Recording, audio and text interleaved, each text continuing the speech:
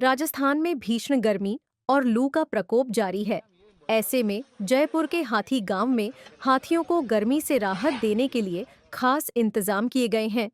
हाथियों को दिन में 2 बार विशेष डाइट दी जा रही है, जिसमें तरबूज, गन्ना और चावल शामिल हैं, ताकि उन्हें ठंडक मिल सके।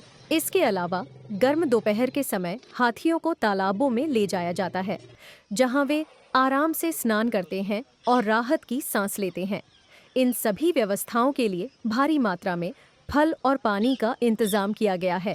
वन विभाग और महावतों की टीम लगातार इन जीवों की देखरेख कर रही है, ताकि वे इस गर्मी में सुरक्षित और स्वस्थ रह सकें।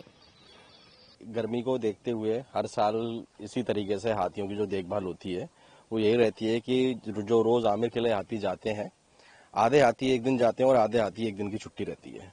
जिस दिन की वो छुट्टी रहती है उस दिन उनका रेस्ट रहता है।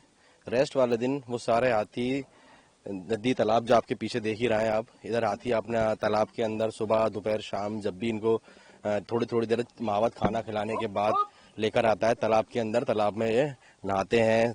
पानी से इनको बहुत ज़्यादा ठंडक मिलती है और ये नहाते, सुबह भी नहाते हैं, फिर दोपहर में भी नहाते हैं और शाम को भी नहाते हैं तालाब के अंदर।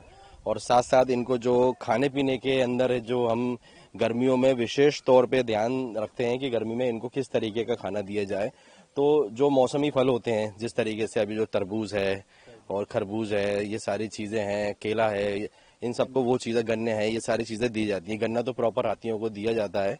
रोज इनकी जो डाइट होती है उसके अंदर गन्ना इनके मुख्य रूप का खाना होता है। और उसके साथ साथ गर्मियों में जो फल हैं और ठंडी चीज़ें हैं, रंचका है, वो सारी चीज़ें इनको दी जाती हैं। तो गर्मियों में भी इनको विशेष तौर पे ख्याल रखा जाता है कि तापमान जैसे जैसे बढ़ेगा, जैसे जैसे गर्मी बढ़ती है, तो हाथी का भी दिमाग शांत रहना चाहिए गर्मी के अंदर।